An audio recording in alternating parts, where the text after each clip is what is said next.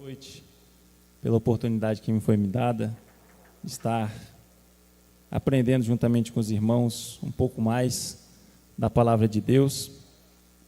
Sabemos o quão é necessário, o quão é importante nós conhecermos a palavra de Deus, porque ela é a bússola que nos guia, que nos leva ao caminho da salvação, ao caminho do céu. E eu gostaria que você, com muita alegria, que tem o desejo, a vontade de ir morar com o Senhor Jesus, diga: eu também. Aleluia. Irmãos, me foi dada a oportunidade para falar com vocês um pouco sobre a carta, à Igreja de Roma. Estamos numa sequência de ensinos falando sobre as igrejas, e foi me dada essa oportunidade. Então, eu gostaria que a igreja, sentado como estão, abrisse as vossas Bíblias no livro de Romanos, no capítulo 1, no verso 16.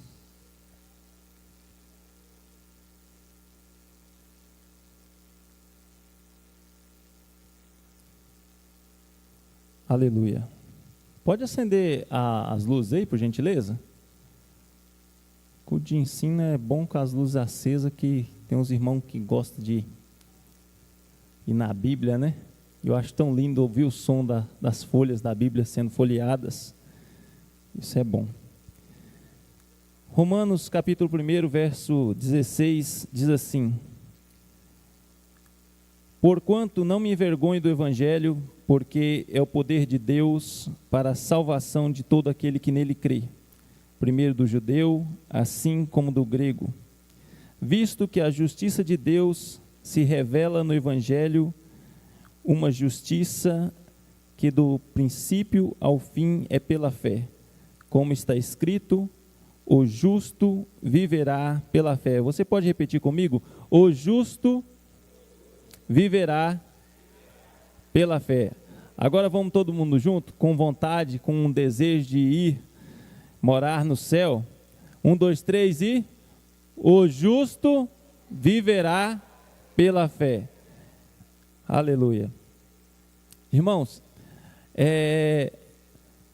falar sobre a carta que foi escrita, direcionada à igreja de Roma, é uma responsabilidade muito grande, É um privilégio, mas é muito apertado para mim também estar aqui, Então eu gostaria de, antes de começar, orar com os irmãos.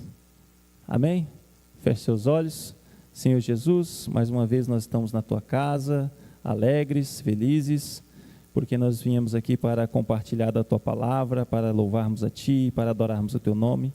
Abre nosso entendimento, nosso intelecto, abre nosso coração, para que nós possamos, Senhor Deus, receber, Senhor Deus, frutos da tua palavra, Senhor Deus, para nossas vidas, para nossa transformação, para nossa edificação. Assim nós te pedimos, te agradecemos no nome de Jesus. Amém. Glória a Jesus. Então, irmãos, a carta aos Romanos, que foi uma carta escrita direcionada para a igreja que está em Roma, é uma carta muito profunda, uma carta que tem uma relevância dentro da teologia, dentro dos estudos feitos aí por grandes homens de Deus. E alguns até chegam a dizer que Romanos, ela tem uma importância tão grande para nós cristãos, que chegam a dizer que ela seria quase como um quinto evangelho, O evangelho segundo escreveu o nosso autor da carta, que nós vamos ver mais para frente. Por quê? Porque ela tem uma profundidade teológica, uma profundidade sistemática, uma profundidade bíblica muito grande. Diferente de outras cartas que foram escritas, que tinha um objetivo principal, que era, às vezes, resolver algum problema, às vezes alguma divergência que acontecia, e aí por causa dos fundadores, às vezes, das igrejas, né, dos apóstolos, que no momento não podiam estar nessas igrejas.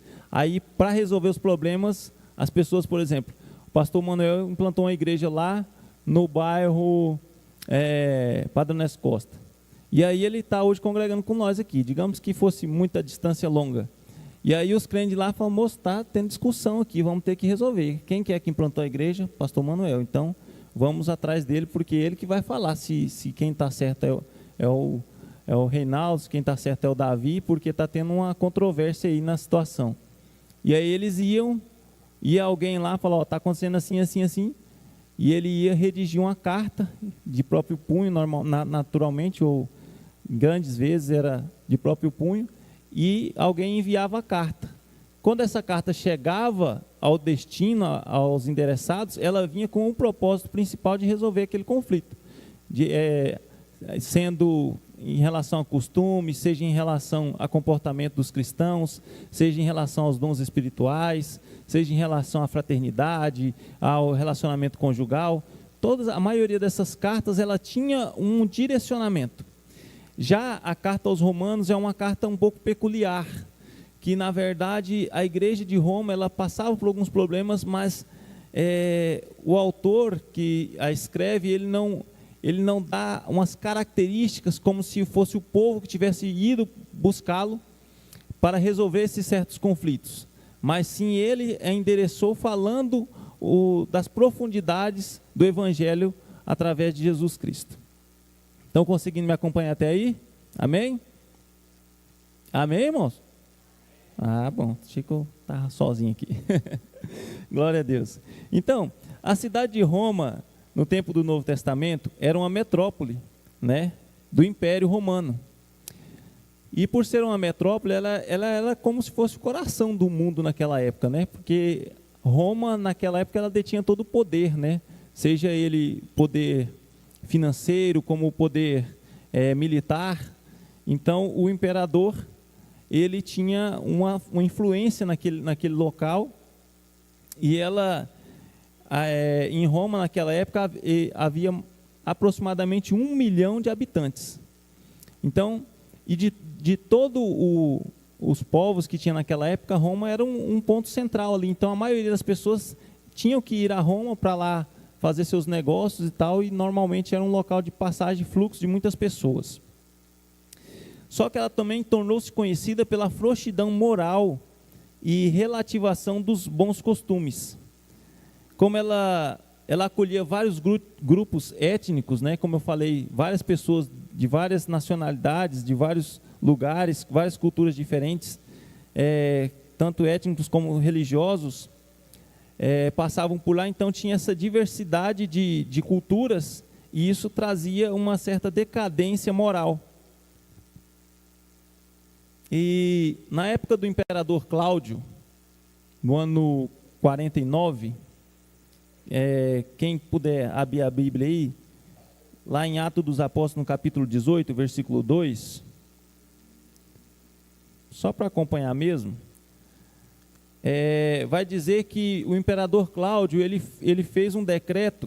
Eu vou ler aqui para os irmãos. Atos dos Apóstolos, capítulo 18, verso 2, diz assim: chegando ali, encontrou um judeu chamado Áquila, natural do Ponto, que tinha acabado de chegar da Itália, juntamente com a sua esposa Priscila, pois Cláudio havia baixado um decreto intimando que todos os judeus se retirassem de Roma. E aí segue o versículo. Mas o que acontece? O imperador Cláudio, ele faz um decreto expulsando todos os judeus de Roma, no ano 49. E o que isso vai trazer em relação à carta aos romanos? Bom, no ano 49, quando os judeus eles são expulsos de Roma, a igreja já era fundada, já tinha sido fundamentada lá, né? Algumas pessoas dizem que foi lá em Atos dos Apóstolos, no capítulo 2, onde veio o Espírito Santo sobre o povo, no dia de Pentecostes. Diz que naquele lugar onde Pedro fez aquele discurso e ganhou almas, 3.000 almas para Jesus, lá havia várias pessoas de várias nacionalidades, vários locais, e alguns deles podem, é uma das hipóteses, podem ter ido, serem romanos, ou também judeus que acabaram indo para Roma, e a partir dali começou a fundar a igreja de Roma. É uma das hipóteses. Mas, então, alguns deles voltaram, saíram de Roma expulsos, voltaram para a Judéia, né? Para Jerusalém. E quando esse decreto foi assinado, a ideia não foi falar, olha, você tem uma casa, você tem seu comércio, você tem suas coisas aqui, você vende e tal, pega seu dinheiro e vai, porque não pode ficar mais aqui em Roma. Não, decreto assinado, tchau, entendeu? Então, a maioria das pessoas deixou os bens para trás, deixou seus comércios, deixou suas casas e foi para a Judéia sem nada, mãos vazias, né? Então, por causa dessa ocorrência, aconteceu o que muitos das igrejas, dos crentes que estavam de volta na Judéia, eles começaram a ter escassez, falta de dinheiro, fome e falta de emprego. Porque foram muitas pessoas que voltaram para Jerusalém e não tinha com que se alimentar, não tinha com que trabalhar. Diante disso, Paulo levanta uma oferta às igrejas dos gentios para ajudar os irmãos pobres em Jerusalém. Está lá em 1 Coríntios capítulo 16, do versículo 1 ao 4, em Romanos 15, 25 e 26 também fala sobre isso. Então, o que isso tem em relevância à carta aos Romanos? Que quando essa carta foi escrita, nós vamos falar da data que ela foi escrita, mas esses irmãos que tinham sido convertidos a Cristo, que eles saíram de Roma expulsos pelo decreto do imperador Cláudio, eles, depois de um período, eles começaram a voltar para Roma. E eles já tinham sido convertidos por Cristo, mas eles eram judeus. Só que os gentios que foram convertidos também, eles continuaram em Roma. Eles não foram expulsos. Então, na época do imperador Cláudio, quando ele manda o povo judeu sair de Roma, quem continua na igreja? Os gentios, né? Que não são judeus. Então, esses que abraçaram o evangelho de Cristo, eles continuaram congregando, continuaram crescendo, a igreja continuou sendo movimentada, continuou ganhando almas, só que os judeus que tinham sido expulsos começaram a voltar. E aí começou o conflito. Por quê? Porque alguns deles já falavam que, mesmo os que eram gentios, que eram convertidos, deveriam ser circuncidados. Outros falavam que deveria guardar o sábado, outros falavam que tinha que guardar a lei, que a gente tinha que servir a Cristo, mas nós tínhamos que manter guardando a lei, e isso começou a ter conflitos dentro dessa igreja. E aí é onde o escritor, que nós já vamos entrar nele, começa a fazer a carta. Então, autor e data. Vamos lá. Então, a data que foi escrita a carta aos Romanos foi no ano 57, depois de Cristo. E quem escreveu foi o apóstolo Paulo, né? Como lá no capítulo 1, ele começa no versículo 1 dizendo: Paulo, servo do Senhor Jesus Cristo, chamado a ser apóstolo, separado para o evangelho de Deus, tal.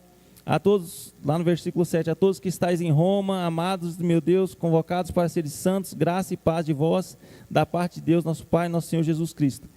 Então, quem escreveu a carta aos Romanos foi o apóstolo Paulo, né? E muitas pessoas, né, não têm dúvidas sobre a autoria paulina, sobre a carta aos Romanos. Alguns teólogos, alguns estudiosos, durante o período aí da igreja primitiva e até um pouco depois, chegaram a questionar, só que esses questionamentos acabaram se mostrando infundados. Então, provavelmente, quem escreveu a carta foi Paulo, e ele estava em Corinto, por ocasião da sua terceira viagem missionária, no ano 57 depois de Cristo. Está em Atos dos Apóstolos, capítulo 20, do versículo 2 e 3. A carta dos Romanos foi ditada por Paulo, mas quem a escreveu foi Tércio. Está em Romanos capítulo 16, 22, que ele era um escrevente ou copista, né, que registrava documentos ou redigia, ou um amanuense, que é conhecido também. Algumas características para a gente entrar na carta aos Romanos, a gente voltar lá em Atos dos Apóstolos, onde fala um pouco sobre quem era Paulo, né? Que Paulo, ele consentiu, ele estava no martírio de Estevão, ele era zeloso pela lei, ele era fariseu, que era uma das ordens mais rígidas que existia na época. Então ele tinha muito amor pela lei de Deus, ele perseguia os cristãos, né? Tanto que no discurso dele lá em Atos dos Apóstolos, no capítulo 22, ele começa a narrar algumas falas, eu acho que em Atos no capítulo 9 também, ele fala um pouco sobre a vida dele, sobre a separação dele para ser um homem zeloso para a lei e tal, que ele foi criado, ensinado aos pés de um grande rabino em Jerusalém, chamado Gamaliel. Então, ele foi um homem que tinha sua vida muito devotada à lei.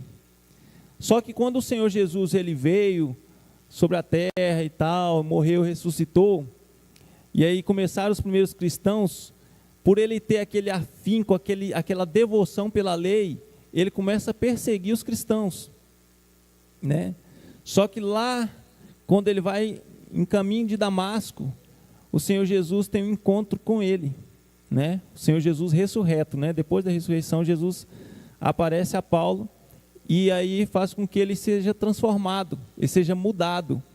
Então, cada um de vocês que está aqui nessa noite, eu acredito que assim como Paulo, assim como eu, nós tivemos um encontro real com Jesus, né? Jesus ele mudou as nossas vidas.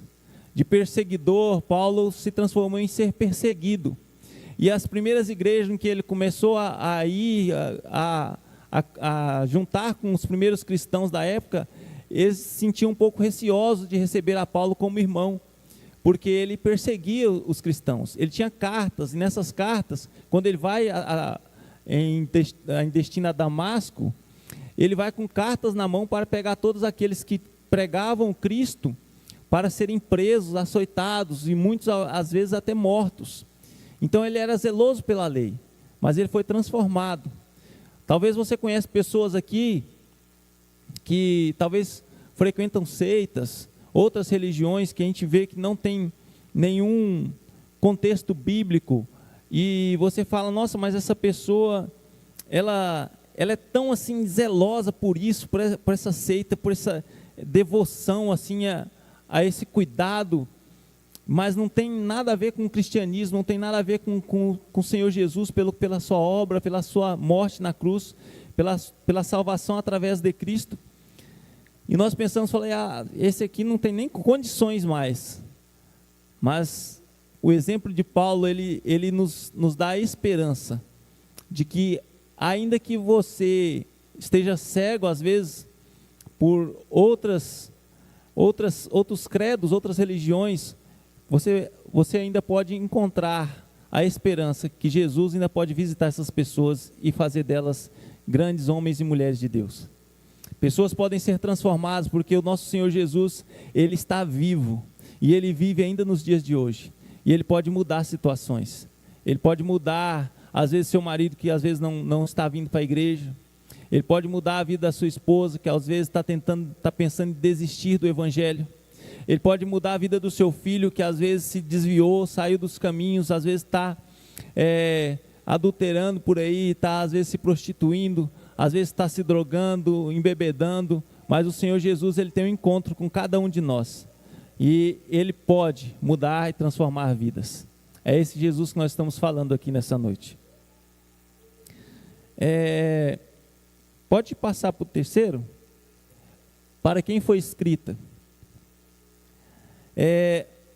A igreja que estava na capital do império era mista, composta por cristãos de ordem pagãos, gregos como Epeneto, Apeles, Trifena e Trifosa, de ordem judaica como Priscila e Áquila, romanos como Rufo e Júlia, e compunha também de uma camada pobre de Roma, sejam escravos ou livres, como Ampliato e Ansicrito, Hermas e Nereu. Está lá em Romanos 16, do 1 ao 23, onde o apóstolo Paulo, ele começa a trazer suas saudações finais a essas pessoas que foram relevantes para ele no Evangelho.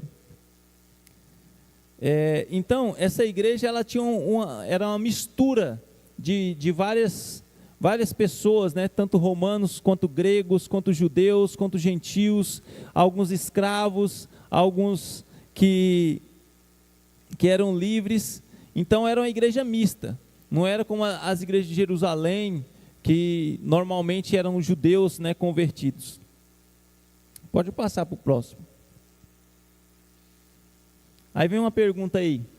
Pedro fundou a igreja de Roma, né, como a igreja católica prega, né, fala que Pedro foi o primeiro papa e tal. E aí, se fosse para você responder essa pergunta, digamos que um irmão católico sentasse com você e falasse bem assim, mas a primeira igreja foi a igreja de Roma, foi Pedro que fundou a igreja, ele é o primeiro papa. Qual seria a resposta que você daria a essa pessoa?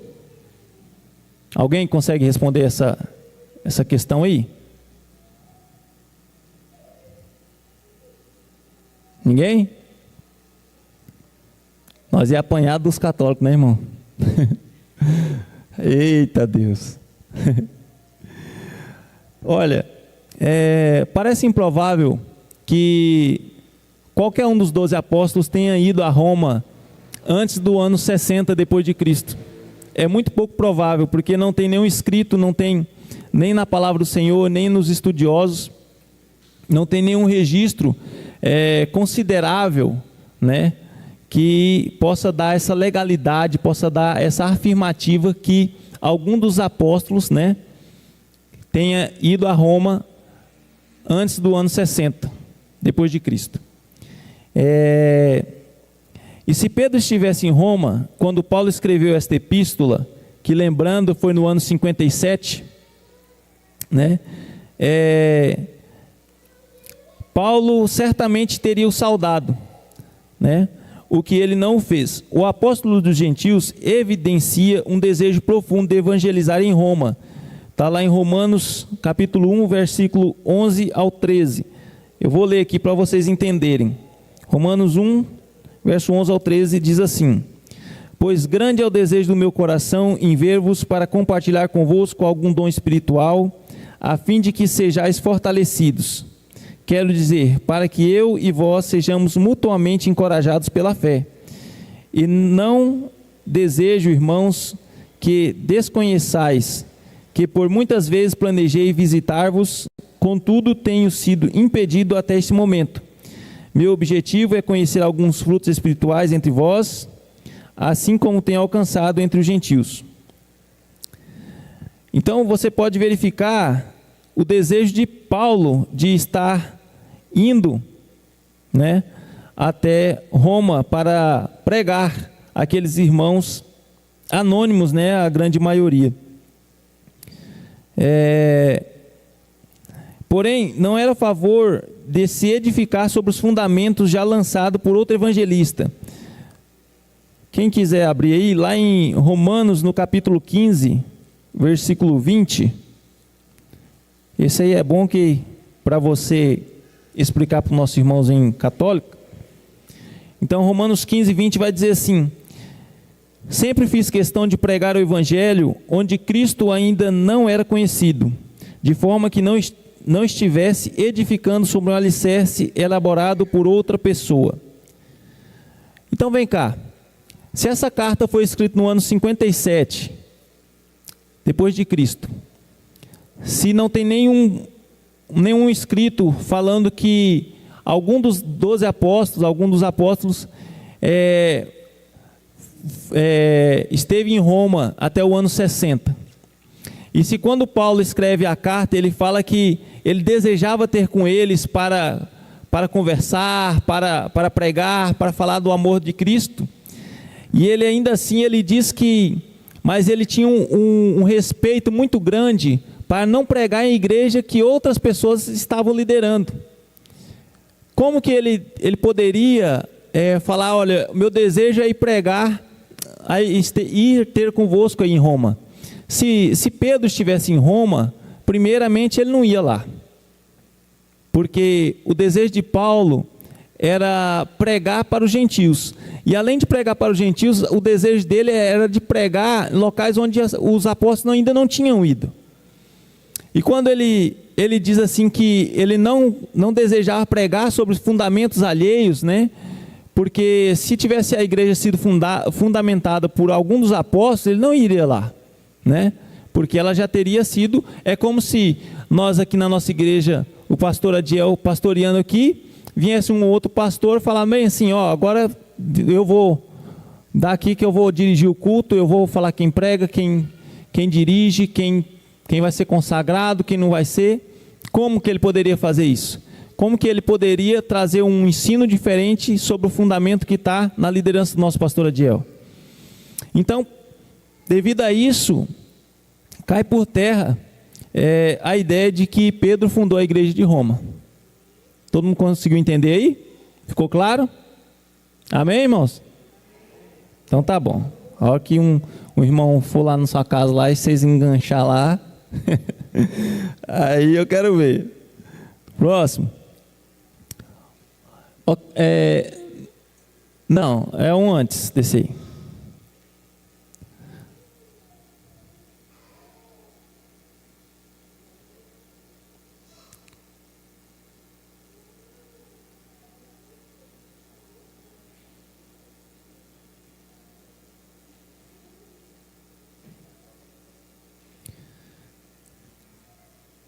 Um depois.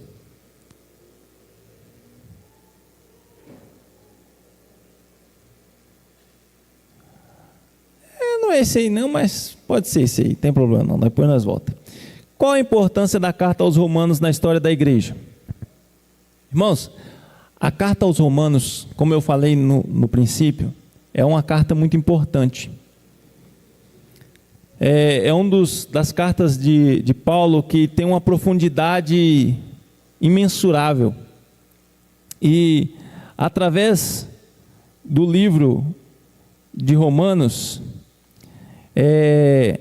Aurélio Agostinho de Hipona, conhecido como Santo Agostinho, ele se converteu ao cristianismo através da carta aos Romanos. Ele foi um dos mais importantes teólogos do primeiro século do cristianismo. Ele leu, eu vou ler aqui para os irmãos, Romanos capítulo 13, versículo 13 e 14. Alguns estudiosos dizem que a mãe dele chamava Mônica, e ela já orava por ele há vários anos para que ele se convertesse. Ele era um homem influente, um homem conhecedor do Evangelho. Ele tinha uma dicção muito boa, ele falava muito bem. E ele, lendo lá em Romanos, no capítulo 13, versículo 13 e 14, ele se converte. Alguns teólogos dizem que o Santo Agostinho, ele era um homem de muito conhecimento, porém ele tinha uma vida muito devassa, né, em relação a bebidas, mulheres, né? Então ele tinha essa certa dificuldade. E um certo dia, ele estando num jardim da casa de um amigo, ele ouve uma criança dizendo para ele: pega e lê, pega e lê. E ele pega a Bíblia da mão dessa criança e ele abre e ele vai ler justamente em Romanos, no capítulo 13, versículo 13 e 14, que diz assim: vivamos de modo decente, como em plena luz do dia, não em orgias e bebedeiras, não em imoralidade sexual e depravação, não em desavença e invejas. Ao contrário, Revesti-vos do Senhor Jesus Cristo, e não fiqueis idealizando como satisfazer os desejos da carne. Diante desses dois versículos, Santo Agostinho ele se converte ao cristianismo, verdadeiramente. E ele tem uma profundidade, ele se torna um dos maiores teólogos, né, dos primeiros séculos do cristianismo, e influenciou grandes outros teólogos também da época, né? Um outro homem que também foi impactado devido à importância, à relevância do livro de Romanos, foi um também muito conhecido, né, da igreja, Martinho Lutero. Ao ler Romanos no capítulo 1, versículo 17, onde vai dizer, no final do versículo, que o justo viverá pela fé. Quando o Martinho Lutero ele lê Romanos 1,17, dentro de um cenário de cobrança de indulgências, e foi o principal motivo para o que no dia 31 de outubro de 1517 ele afixasse na porta da igreja de Wittenberg suas 95 teses. A igreja de Roma, né? O Vaticano, exatamente.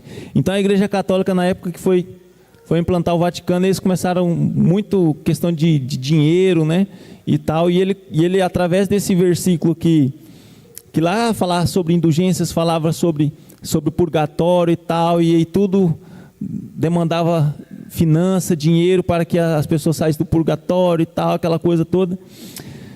Então, devido a ele ler que o justo viverá pela fé, ele é o estopim para ele. Ele fala, nossa, isso aqui está errado.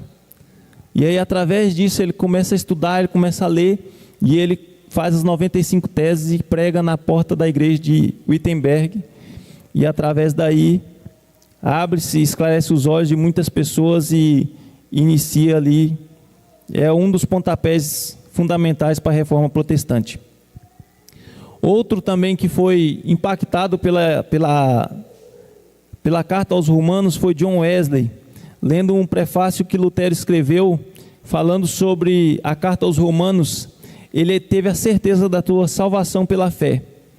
E logo depois, juntamente com George Whitefield e Carlos Wesley, seu irmão, eles iniciaram um grande avivamento na Inglaterra. Então, tem isso, irmãos, tem vários outros grandes homens, né, que fizeram um marco no cristianismo através da leitura dessa carta aos Romanos. Tão grande é a profundidade do que está escrito aqui, tão grande é a importância do que está escrito nessas páginas que foram escritas pelo apóstolo Paulo, mas com certeza foram influenciadas pelo Espírito Santo. Pode passar.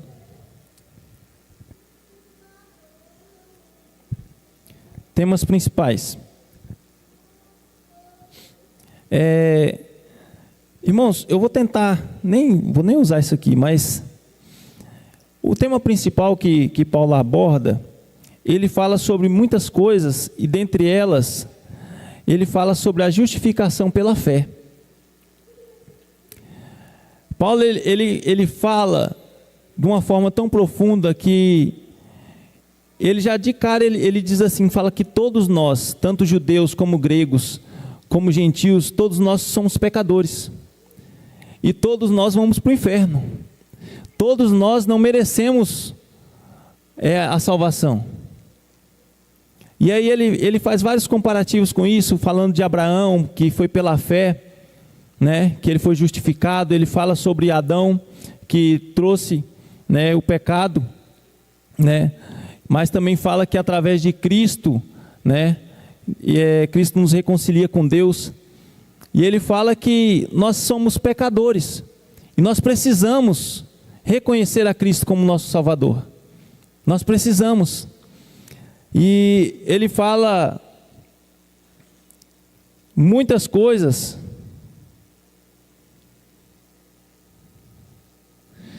Aqui, por exemplo, no capítulo 5, versículo 8, diz assim: porém Deus comprova o seu amor para conosco pelo fato de ter Cristo morrido em nosso benefício quando ainda andávamos no pecado.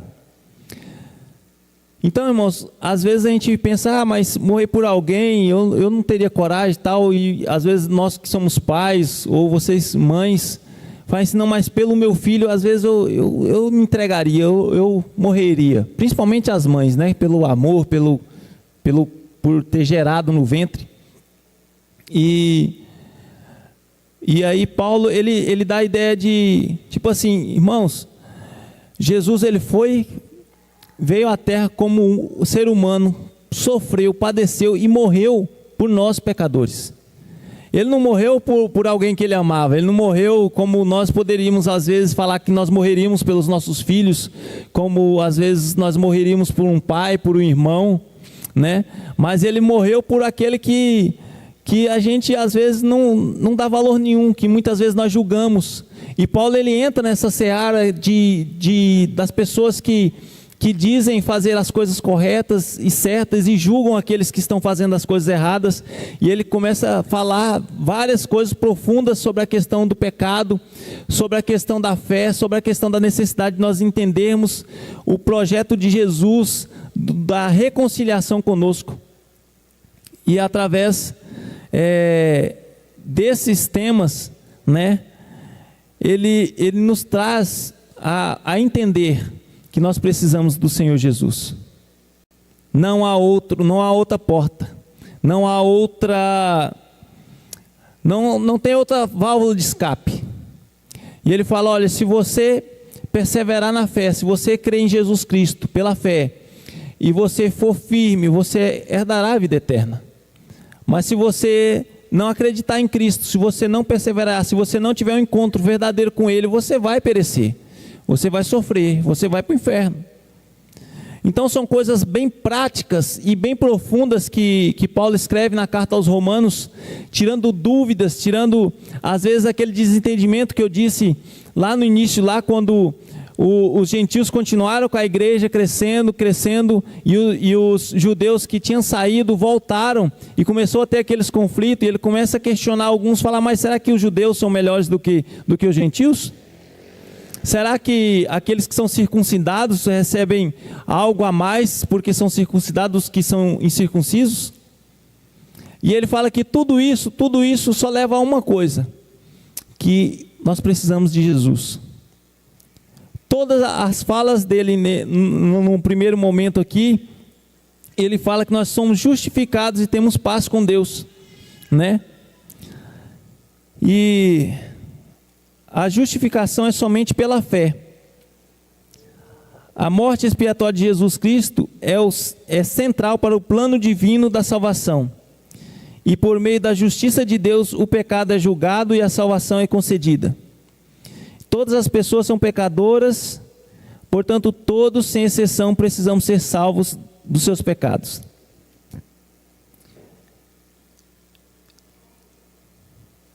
Lá no capítulo 10, no versículo 9, ele diz assim: se com a tua boca confessares que Jesus é o Senhor, e creres em teu coração que Deus o ressuscitou dentre os mortos, serás salvo.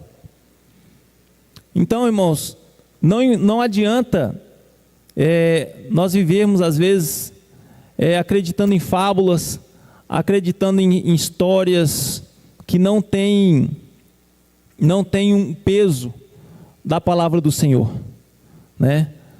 Você que está aqui nessa noite, que às vezes não é cristão, não é evangélico, o apóstolo Paulo ele diz que se com a tua boca confessares que Jesus Cristo é o Senhor e creres de todo o teu coração que Ele ressuscitou dentre os mortos, você será salvo. Se você acreditar no Evangelho de Cristo, se você acreditar que através da morte expiatória de Cristo há uma redenção, há uma aproximação de retorno do homem com Deus, que foi quebrada lá no Jardim do Éden através de Adão, do pecado de Adão. E por último, para finalizar, os planos de Deus não são frustrados. Muitas vezes Nós queremos fazer a obra de Deus. Muitas vezes nós temos o desejo de fazer algo para o Senhor. E nós corremos atrás, nós buscamos. Já aconteceu com algum de vocês? Fala, nossa, eu queria evangelizar em tal lugar, eu queria fazer assim, eu queria fazer assado. E às vezes parece que Deus dá uma segurada, fala, não, não é o momento, não é a hora, né? E isso acontece com o apóstolo Paulo, né? Quando ele escreve a carta, ele diz que havia um desejo muito grande no coração dele de ir ter com os romanos, mas o desejo dele era estar com eles um tempo, né, para pregar, para falar do amor de Cristo, mas ele tinha um interesse mais abrangente, que ele queria ir para a Espanha, pregar o evangelho onde ainda não havia sido pregada a palavra do Senhor, onde o cristianismo ainda não tinha chegado. E a intenção dele aos romanos, quando ele detalha várias ênfases aqui, falando que ele também é apóstolo, que ele foi chamado também, ele começa a dar credenciais para que ele possa ter credibilidade quando ele chegasse a Roma, para que alguns teólogos, alguns estudiosos dizem que ele queria que a igreja de Roma o ajudasse com a missão, né? Com missões na Espanha, né? Financiasse a viagem, ajudasse ele financeiramente.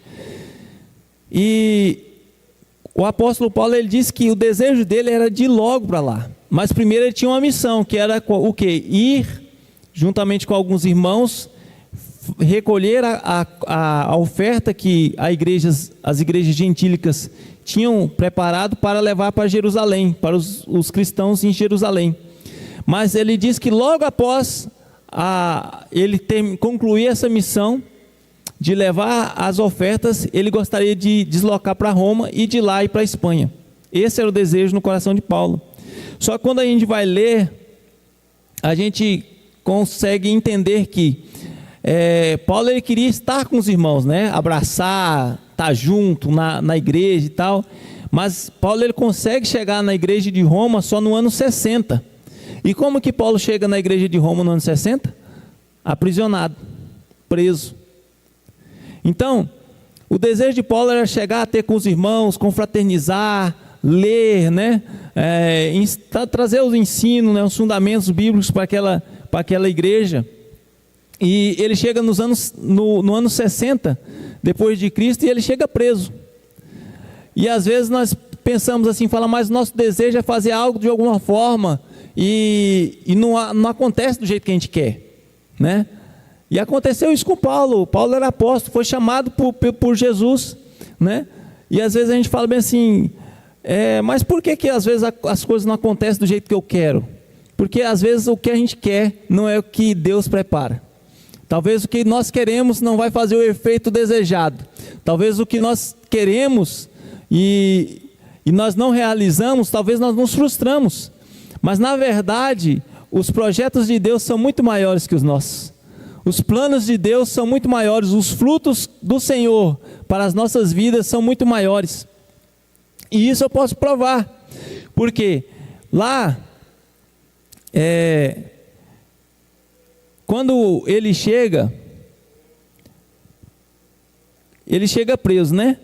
A chegada de Paulo preso influenciou para que os irmãos tenham ânimo para pregar o evangelho com confiança e sem temor. Está lá em Filipenses, eu vou ler aqui para vocês, capítulo 1, versículo 12 ao 14, que diz assim, aqui é ele escrevendo a igreja de Filipos, estando preso em Roma. Ele diz assim: desejo, portanto, irmãos, que saibais que tudo o que me aconteceu tem, ao contrário, servido para o progresso do evangelho, de tal maneira a ficar evidente que toda a guarda do palácio e para todos os demais, que é por causa de Cristo que estou na prisão. E os irmãos, em sua maioria, motivados no Senhor por minhas algemas, ousam pregar com mais coragem e determinação a palavra de Deus. Vocês conseguem entender a profundidade disso? Ele desejava no ano 57, falou, não, vou só em Jerusalém, já estou indo para Roma, e de lá vou para a Espanha. Mas o Senhor Jesus, ele fala, não é o momento. E ele vai, no ano 60, quando ele chega lá, ele chega preso, né? Já tinha passado por muitos açoites, já tinha sido apedrejado algumas vezes, naufragado e tal. E quando ele chega lá, por ele chegar algemado e preso, isso trouxe ânimo para os irmãos de Roma, para que eles pudessem pregar o evangelho com mais desejo, com mais fervor, com mais vontade. Porque ainda que Paulo chega preso, ele fala bem assim, olha, eu estou preso, mas é por Cristo, e ele se alegra nisso. Imagina, às vezes, nós saudáveis, né? Fortes, né? Tranquilo, tem nossa vida aí, nossa família. E nós vivemos aqui em Primavera do Leste, uma cidade próspera, uma cidade, né, que tem um potencial econômico muito bom, que de certa forma nos dá uma qualidade de vida boa. Aí você pega e ouve, ou às vezes vem um missionário, uma missionária que veio lá na África, veio da África e vem contar como que acontecem as coisas lá. Isso nos revigora, isso nos fortalece, isso faz com que bate sobre o nosso peito e fala bem assim, epa, mas a dificuldade lá é tão grande e nós aqui estamos fazendo o quê? Nós aqui estamos falando do amor de Cristo para quem? Será que nós, pelo menos, dá bom dia para o nosso vizinho, nós dá bom dia para a nossa vizinha? Talvez se nós chegar na casa do vizinho seu e falar assim, você conhece o rapaz que mora aqui? Rapaz, não sei não, nunca vi, ele nem me cumprimenta. Você vai falar, mas ele é crente. Não, esse ainda não. O pau quebra lá todo dia, na casa dele, né? Então, quando Paulo ele chega preso, ele dá um ânimo para aquela igreja. E através também das suas prisões, ele não podia mais visitar as igrejas que foram implantadas por ele. Então, o que ele começou a fazer? Cartas, né? Então, ele escreve várias cartas, né? No ano 62, ainda preso em Roma, ele escreve a carta aos Filipenses, escreve a carta aos Colossenses, escreve a carta a Filemon, Efésios e 2 Timóteo. Já para finalizar, eu quero deixar uma frase aqui para vocês. A pregação silenciou-se, mas as cartas falam ainda hoje. Deus não permitiu que ele fizesse algo que cessaria com o tempo, para fazer algo que o tempo não podia apagar. Os planos de Deus não podem ser frustrados. Então, se Paulo tivesse ido no ano 57, talvez ele teria instruído, teria orientado os irmãos em Roma. Mas talvez ele, fazendo aquilo que foi da vontade de Deus, ele chegar lá, algemado, preso, açoitado, ferido, mas feliz, porque ele estava acontecendo tudo aquilo com ele por causa de Cristo. Ele se gloriava nas dificuldades por amor a Cristo. E ele, através da prisão, ele escreve várias cartas, e essas cartas têm influenciado não só nós, mas o mundo inteiro. Através das cartas de Paulo e também de outros, né, que conseguiram fazer esses 66 livros extraordinários que a Bíblia Sagrada tem influenciado as nossas vidas. A carta aos Romanos é uma carta de 16 capítulos, profunda, extraordinária, e que mostra como eu e você dependemos de Jesus, como nós precisamos mudar nossas atitudes, nossas vidas, como nós precisamos ser transformados por Ele. E que não é por obras, não é por sacrifícios humanos, mas é só pela graça dEle, que nós podemos ter um encontro com Deus nos ares. Nós podemos novamente entender que o Senhor Jesus, Ele está voltando. E Ele vai buscar aqueles que estão preparados para morar com Ele nas mansões celestiais. Que nós possamos, através desse breve comentário sobre a carta aos Romanos, que eu até falei com o pastor Adiel, falei, pastor, então são 16 capítulos, pastor, não dá tempo não. Aí ele falou, não, para vocês terem uma ideia, alguns pastores, quando vai falar sobre a carta aos Romanos, eles pegam tipo versículo a versículo, dá quase o ano inteiro falando somente da carta aos Romanos, para você ver quão profunda é essa carta. Amém? Que nós possamos melhorar como cristãos, que nós possamos ter nossa vida transformada como foi a de Paulo no caminho de Damasco, que nós possamos, ainda que sendo afligidos no nosso dia a dia, ainda que nós passamos por provações, por lutas, por dificuldades, nós possamos gloriar no nome do Senhor Jesus, que Ele tem cuidado de nós, que nós possamos fazer tudo para a honra e glória do nome do Senhor Jesus. Que assim como Santo Agostinho, quando ele leu aqueles versículos que foram citados aqui, ele saiu de uma vida devassa, de uma vida de pecado, para uma vida de transformação que influenciou pessoas, que influenciou gerações. Que nós possamos ser assim também. Que nós possamos sair daqui convictos da graça, do amor do Senhor Jesus, que se entregou por mim e por você. Tão falhos, tão pecadores, tão necessitados do amor de Deus. Mas Ele está com a sua mão estendida sobre as nossas vidas, falando: filho, eu morri por você. Eu morri por você. Eu morri por você, por cada um de vocês. E nós que aceitamos esse amor, nós precisamos ser a luz do mundo. Nós precisamos ser o sal da terra. Nós precisamos ser o tempero. Nós precisamos ser a luz em meio às trevas, a luz em meio à escuridão. As pessoas precisam ver em nós algo diferente. E esse algo é o Espírito Santo. Amém? Que você, se possível for, estude a carta aos Romanos, que é uma carta que vai mudar, que vai transformar a sua vida. Amém? Nos colocamos de pé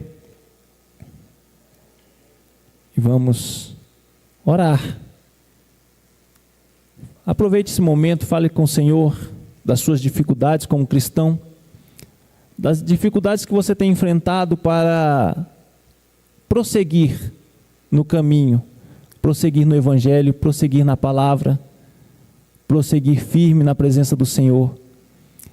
Eu sei que às vezes a nossa vida como cristão é difícil, porque em todo o tempo o mundo tenta nos influenciar no nosso trabalho, tenta nos influenciar até às vezes dentro da nossa casa, nas nossas famílias, tenta nos influenciar através das redes sociais, através de vídeos, através de palestras, através de tantas teorias, né? Mas que nós possamos continuar firmados em Cristo, continuar firmados, buscando a palavra do Senhor, atentamente, lendo a palavra do Senhor, que Ele possa estar continuamente nos fortalecendo. Senhor Jesus, aqui está a Tua igreja, Teus filhos, a Tua noiva, povo escolhido, povo separado, Pai do Senhor. Senhor, nós sabemos que nós somos tão falhos, Senhor Jesus, pecadores, não merecemos, Senhor Jesus, o céu. Nós acreditamos, Senhor, que pela morte do Senhor Jesus na cruz, o Senhor nos deu a oportunidade, Senhor, da salvação eterna. Por isso nós somos gratos ao Senhor. Pai, nós pedimos perdão, Senhor, pelos nossos pecados, Senhor Jesus, pelas nossas falhas. Senhor Jesus, nós pedimos perdão, Senhor Deus, pelos nossos atos, Senhor, pela nossa boca que nem sempre fala, Senhor Deus, aquilo que agrada ao Senhor, que nem sempre, Senhor Deus, traz palavras de bênção, mas muitas vezes palavras de maldição. Senhor, perdoa, Senhor. Nós precisamos de Ti. Nós precisamos, Senhor Deus, ser guiados pelo Teu Espírito Santo. Nós precisamos, Senhor Jesus, sermos transformados todos os dias. Nós precisamos, Senhor Jesus, entender, Pai, do Teu sacrifício na cruz por nós. Tem misericórdia, Senhor Deus, de cada um de nós, Senhor. Tem misericórdia de mim, tem misericórdia dessa igreja, Senhor Deus, dos Teus filhos. Que nós possamos, Senhor Jesus, sermos transformados, Senhor Deus, verdadeiramente, Senhor. Que nós possamos desejar a Ti, Senhor Deus, todos os dias, incessantemente. Que no nosso coração, Senhor Deus, possa ser aquecido pelas brasas, Senhor Deus, do Teu altar. Que nós possamos, Senhor Jesus, termos o desejo, Senhor Deus, de buscar a Ti, Senhor. E que nós possamos, Senhor Deus, ser encontrados, que nós possamos, Senhor Deus, ser resgatados por Ti, Senhor Deus, pelo Teu amor, Pai. Abençoa teus filhos, Senhor. Nos ampara, nos fortalece, nos dá graça. Que nós possamos, Senhor Jesus, além de buscarmos a nossa própria salvação, nós possamos empregar, Senhor Deus, nossas forças, Senhor Deus, para pregar a Tua palavra, Senhor. Para todos, Senhor Deus, que estão ao nosso redor, todos, sem exceção, Senhor.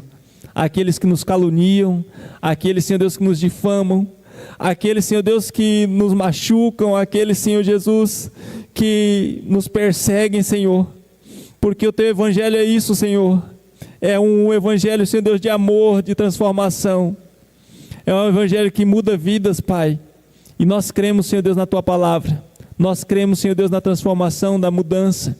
Nós cremos, Senhor Jesus, e através de Ti, Senhor Deus, nós perdoamos, Senhor Deus, a quem nos tem caluniado, tem nos ofendido, tem nos machucado, Senhor.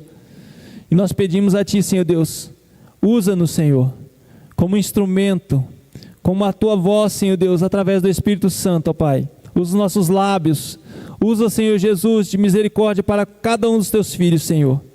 Em nome de Jesus, assim nós Te louvamos, assim nós Te agradecemos, ó Pai, por essa oportunidade maravilhosa, por esse momento tão especial, Senhor Deus, de estar na Tua casa. Em nome de Jesus, amém. Glória a Deus. Eu gostaria que você estendesse a sua mão para cá. Vamos fazer a oração final, agradecendo a Deus mais uma vez. Senhor Jesus, nós Te agradecemos nessa noite por essa oportunidade que o Senhor tem nos dado, de aprender a Tua palavra, de louvarmos o Teu nome, que nós possamos sair daqui, Senhor Deus, guardados e protegidos pelo Teu sangue. Senhor Deus, o Senhor vem abençoar as nossas famílias, nossas casas, nossos celeiros, nos dá saúde, Senhor Deus, nos dá a paz, nos dá um sono tranquilo, e que nós possamos continuar, Senhor Deus, essa semana, Senhor Deus, abençoados no nome de Jesus, e que a graça do Senhor Jesus, a consolação do Espírito Santo, esteja na vida de cada um dos Seus filhos, desde agora e para sempre. Todos dizem amém. Servir a Jesus? Deus abençoe.